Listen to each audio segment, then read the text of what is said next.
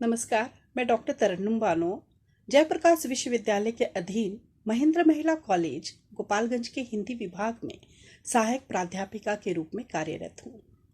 मैंने अपने पिछले वीडियो में भक्ति से तात्पर्य, भक्तिकालीन परंपरा, भक्तिकाल के उदय के कारण तथा भक्तिकाल की विभिन्न परिस्थितियों पर विस्तार से चर्चा किया था। आज के अपने इस वीडियो में मैं सगुण भक्ति धारा पर विस्तार से चर्चा करने जा रही हूँ। आप सभी इसे ध्यान से देखिए, पढ़िए, समझिए। धन्यवाद। आज ऑनलाइन कक्षा संचालन के अंतर्गत भक्ति काल की दो धाराएं, विशेषकर सगुण भक्ति धारा पर विस्तार में चर्चा की जाएगी।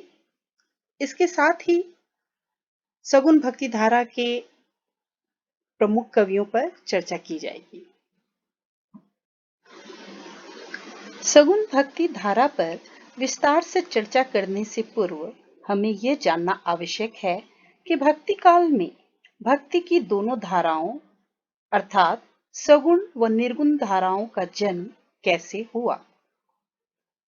भक्ति काल के भक्ति साहित्य ने देश की सांस्कृतिक चेतना तथा मानव मूल्यों की स्थापना में महत्वपूर्ण योगदान दिया है।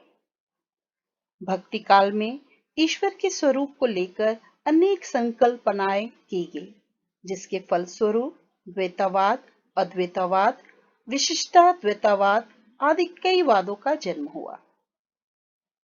ईश्वर को प्राप्त करने के मार्गों की भी अनेक धारणाएं उभरी, जिनमें सगुण धारा और निर्गुण धारा का नाम मुख्य रूप से लिया जाता है। सगुण भक्ति धारा के कवि ईश्वर के साकार अवतारी रूप की उपासना पर बल देते हैं, जबकि निर्गुण भक्ति धारा ईश्वर के निराकार रूप की उपासना पर बल देते हैं। संसार में जो कुछ भी दृश्यमान है, उसके पीछे कोई एक अलौकिक सत्य है। इसी अलौकिक सत्य के अनुभूति के पश्चात सगुण और निर्गुण की धारणा का उदय हुआ। सगुण और निर्गुण के प्रश्न का जन्म तब हुआ जब ईश्वर के अलौकिक सत्य की अनुभूति के पश्चात उसकी अभिव्यक्ति की बात सामने आई। आदिकाल से ही ईश्वर के सगुण और निर्गुण रूप को लेकर अनेक मतभेद रहा। सगुण और निर्गुण का यह भेद बाह्य स्तर पर ही अधिक है। आंतरिक स्तर पर दोनों में पर्याप्त समता है। सगुणवादी भक्त उपासना के चरण अवस्था में ब्रह्म की अभिव्यक्ति के लिए निर्गुण निराकार का आश्रय लेता है।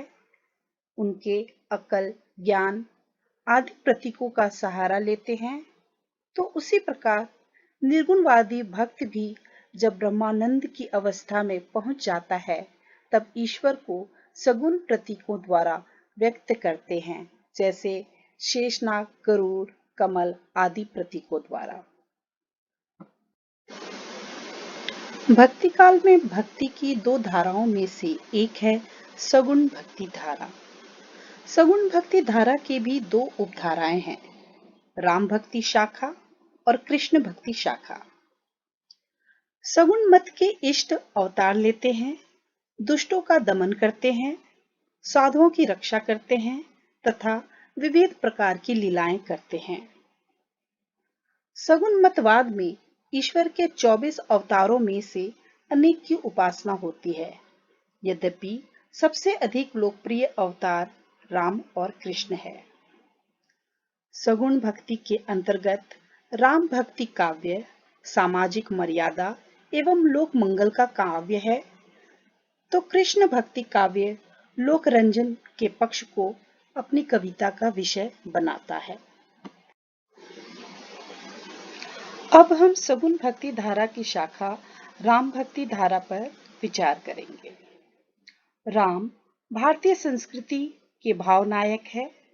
वे कोई ऐतिहासिक पुरुष नहीं है, बल्कि पुराण पुरुष है, मिथक नायक है, भाव नायक और लोक नायक है। वाल्मीकि कृत रामायण प्राचीनतम उपलब्ध राम काव्य है। भारतीय परंपरा वाल्मीकि को आदि कवि तथा रामायण को आदि काव्य मानती है। इस बात का भी प्रमाण है कि काव्य रूप में रामायण को ही सर्वप्रथम लोक प्रतिष्ठा प्राप्त हुई है। बौद्धों और जैनियों ने भी राम कथा को अपनाया। संस्कृत साहित्य में राम कथा को लेकर महाकाव्यों एवं नाटकों की एक विशाल परंपरा मिलती है। कालिदास ने रघुवंश में पूरी रघुवंश की परंपरा का उल्लेख किया है। दक्षिण की भाषाओं में प्राचीनतम रामकथा कंबन कृत तमिल रामायण है। उत्तरी भारत में भी तुलसी रामचरितमानस अत्यंत लोकप्रिय है। तुलसी के रामचरितमानस पर रामानंद संप्रदाय का प्रभाव है।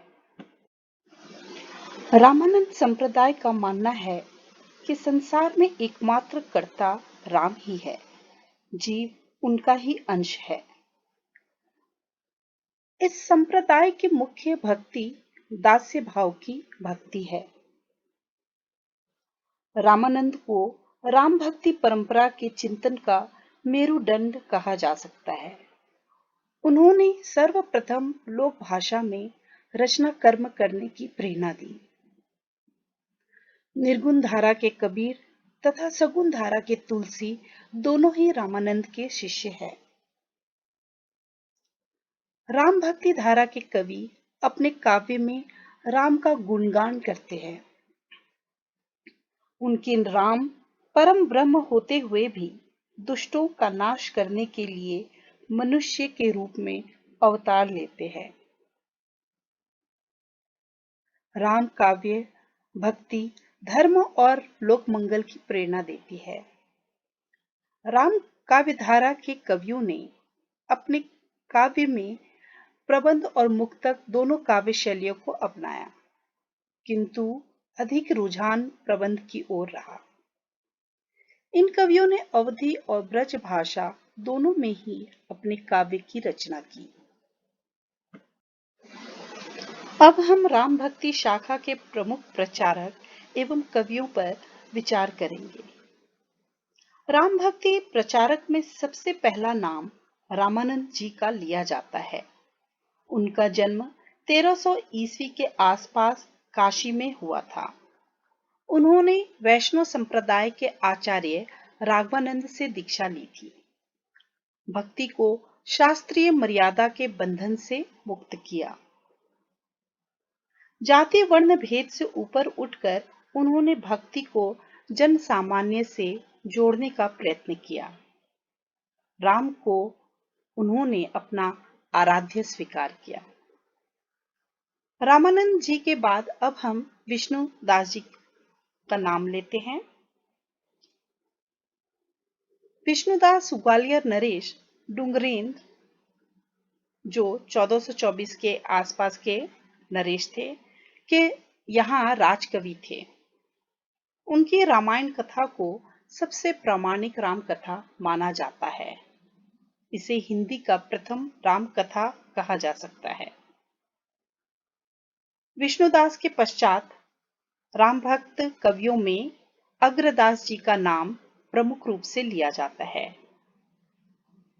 ये रामानंद के शिष्य परंपरा के कृष्ण पयोहारी के शिष्य थे। इन्होंने राम भक्ति को कृष्ण के लोकानुरंजन के करीब लाने का प्रयत्न किया। इनकी भाषा ब्रज भाषा है। इनके शिष्य नाभादास थे। राम काव्य परंपरा के सर्वश्रेष्ठ गायक व कवि के रूप में तुलसीदास जी का नाम लिया जाता है। इनके जन्मकाल के विषय में विद्वानों में अनेक मतभेद रहा है। वे 16वीं शताब्दी में विद्यमान थे, ऐसा माना जाता है। उनके पिता का नाम आत्माराम दुबे तथा माता का नाम तुलसी था। उनका बचपन घोर गरीबी में बीता। उनके गुरु का नाम नरहरि दास था। माता पिता द्वारा छोड़े जाने के बाद गुरु ने उनका पालन पोषण किया, ऐसा माना जाता है तथा गुरु ने ही उन्हें ज्ञान भक्ति की शिक्षा दीक्षा दी। आगे चलकर उनका विवाह रत्नावली से हुआ। ऐसा माना जाता है कि अत्यंत आसक्ति के कारण एक बार पत्नी द्वारा धिक्कारे जाने के बाद तुलसीदास जी प्रभु की साधना की ओर उन्मुख हुए। उनके द्वारा रचित 12 ग्रंथ प्रामाणिक माने जाते हैं, जिनमें प्रमुख रूप से दोहावली, कवितावली, गीतावली, रामचरितमानस, विनय पत्रिका, पार्वती मंगल, जानकी मंगल, बरवे रामायण आदि का नाम लिया जाता है। रामचरितमानस उनका प्रसिद्ध प्रबंध काव्य है। तुलसीदास जी ने ब्रज और अवधि दोनों में ही काव्य रचना की है। तुलसी के पश्चात राम भक्त कवि अधिक नहीं हुए हैं। राम भक्तों में नाभादास का नाम विशेष रूप से लिया जाता है। तुलसीदास के वे समकालीन कवि थे तथा अग्रदास उनके शिष्य थे। नाभादास की रचना भक्तमाल, जो 1585 ईस्वी के आसपास की रचना है, का हिंदी साहित्य में ऐतिहासिक महत्व है। इसमें 200 भक्तों के चरित्र का वर्णन है। उनके ग्रंथ से रामानंद, कबीर, तुलसी, सूरदास, मीराबाई आदि के विषय में अनेक तथ्यों का पता चलता है। राम भक्तों में केशवदास का भी नाम लिया जाता है। इनके द्वारा लिखे गए 7 ग्रंथ मिलते हैं: कवि प्रिया, रसिक प्रिया, रामचंद्रिका, जहांगीर जसचंद्रिका आदि। रामचंद्रिका राम काव्य परंपरा का एक विशिष्ट ग्रंथ है। विद्वानों के मतानुसार केशव ने वाल्मीकि रामायण तथा तुलसीदास के रामचरितमानस से प्रेरणा लेकर रामचंद्रिका की रचना की है। केशव का समय तो भक्तिकालीन है, किंतु काव्य प्रवृत्तियां रीतिकालीन है। अब हम सगुण भक्ति धारा के दूसरी शाखा कृष्ण भक्ति धारा पर चर्चा करेंगे। भारतीय साहित्यिक ग्रंथों में कृष्ण के बाल रूप से लेकर महाभारत तक के व्यक्तित्व का वर्णन मिलता है। कृष्ण का चरित्र इतिहास के लंबे प्रवाह में रूपांतरित होते गया। महाभारत, भागवत, आलवार संत, जयदेव, विद्यापति, चंडीदास से लेकर अष्टछाक के कवियों, सूरदास आदि की रचनाओं में कृष्ण के व्यक्तित्व के रूप हमारे सामने आते हैं। लीला पुरुषोत्तम से लेकर लोक देवता के रूप में उनका महत्व जनमानस में व्याप्त है। कृष्ण भक्ति काव्य के संदर्भ में श्रीमद् भागवत का विशेष महत्व है। कृष्ण भक्त कवियों में सूरदास जी का अत्यंत महत्वपूर्ण स्थान है। कृष्ण भक्ति साहित्य भगवान को लोकरंजक के रूप में उजागर करता है। इस धारा के कवियों में संगीतात्मक चेतना का प्रवाह हुआ। अब हम कृष्ण भक्ति शाखा के प्रमुख प्रचारक एवं कवियों पर चर्चा करेंगे। निम्बार्काचार्य, इनका समय 12वीं से 13वीं शताब्दी के बीच माना जाता है। निम्बार्क देव कृष्ण को सर्वोपरि मानते हैं। यहाँ राधा कृष्ण की युगल मूर्ति की स्वीकृति है। जो राधा भागवत धर्म में अनुपस्थित है, वे निम्बार्क में महत्वपूर्ण स्थान पर है। वल्लभाचार्य, इनका समय 15वीं से 16वीं शताब्दी के बीच माना जाता है। इन्हें कृष्ण भक्ति धारा के प्रचारकों में सबसे प्रमुख माना जाता है। इन्होंने कृष्ण भक्ति धारा को दार्शनिक रूप प्रदान किया। वल्लभ का दार्शनिक सिद्धांत शुद्धाद्वैतवाद है, जो शंकराचार्य के मायावाद का खंडन करता है। दर्शन में जो शुद्धाद्वैतवाद है, वह व्यवहार अथवा साधना पक्ष में पुष्टि मार्ग कहा जाता है। पुष्टि का अर्थ है ईश्वर की कृपा से पुष्ट होने वाली भक्ति। वल्लभ के लिए कृष्ण ही परमानंद है, अर्थात परम आनंद के दाता। अष्टछाप के कवि, कृष्ण भक्ति काव्य में अष्टछाप का विशेष उल्लेख किया जाता है। वल्लभाचार्य के पुत्र विठलनाथ ने अष्टछाप अर्थात 8 कवियों की परिकल्पना की थी। इनमें से 4 वल्लभाचार्य के शिष्य हैं, जिनके अंतर्गत सूरदास, कुंभनदास, परमानंदास, कृष्णदास और 4 विठलनाथ के शिष्य हैं, जिनके अंतर्गत नंददास, चतुर्भुजदास, गोविंद स्वामी, चित्त स्वामी आते हैं। अष्टछाप के कवियों में सूरदास जी का नाम सर्वोपरि है। सूरदास जी कृष्ण भक्ति शाखा के प्रसिद्ध कवि हैं। उनका जन्म 1483 ईस्वी के आसपास माना जाता है। भक्तमाल में सूरदास की भक्ति, कविता एवं गुणों की प्रशंसा है। 84 वैष्णव वार्ता के अनुसार सूरदास आगरा और मथुरा के बीच साधु के रूप में रहते थे। वे वल्लभाचार्य के उपदेश से प्रेरित होकर कृष्ण चरित्र विषयक पदों की रचना करने लगे। सूरदास के विषय में कहा जाता है कि वे जन्म से अंधे थे, परंतु उन्होंने प्रकृति एवं जीवन का जो सूक्ष्म चित्रण किया है, उससे यह नहीं लगता कि वे जन्मांध थे। सूरदास वात्सल्य एवं श्रृंगार के कवि थे। उन्होंने कृष्ण के बाल लीला, प्रेम लीला का मनोहारी चित्रण किया है। सूर की बाल लीला अपनी सहजता, मनोवैज्ञानिकता एवं स्वाभाविकता में अद्वितीय है। सूरदास के गेय पद मुक्तक है। वे ब्रज भाषा के प्रतिष्ठित कवि है। सूरसागर उनकी प्रसिद्ध रचना है। कृष्ण भक्ति शाखा के अन्य कवियों में मीराबाई व रसखान का नाम भी लिया जाता है। मीराबाई का समय 1516 से 1546 ईस्वी के बीच माना जाता है। इनके बारे में अनेक किंवदंतियां प्रचलित है। ये महाराणा सांगा की पुत्रवधू तथा महाराजा कुमार भोज की पत्नी थी। विवाह के कुछ वर्ष के बाद इनके पति का देहांत होने के बाद मीराबाई साधु सन्यासियों के बीच भजन कीर्तन किया करती थी। परिणाम स्वरूप राज परिवार ने इसका विरोध किया, जिसके कारण इन्होंने राजकुल छोड़ दिया। मीरा की उपासना माधुर्य भाव की है। वे अपने इष्ट देव श्री कृष्ण को अपना प्रियतम या पति मानती है। उनसे मिलन का उनका स्वप्न है। विरह मीरा के जीवन और काव्य का सबसे बड़ा यथार्थ है।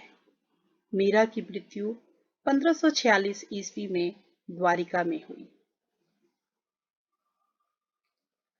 रसखान ने कृष्ण की लीला का वर्णन सवैयों में किया। रसखान के सवैये जितना सहज, सरस, प्रवाहमय है, उतना शायद ही किसी अन्य हिंदी कवियों के हैं। वे सूफियों का हृदय लेकर कृष्ण लीला पर काव्य रचते हैं। उनके काव्य में प्रेम, भक्ति, श्रृंगार तीनों धाराएं बहती है। रसखान की 3 रचनाएं मिलती है: सुजान रसखान, प्रेम वाटिका और दान लीला। आज हमने सगुण भक्ति धारा पर विस्तार से चर्चा किया है। मेरे अगले वीडियो में मैं निर्गुण भक्ति धारा पर चर्चा करूंगी। धन्यवाद।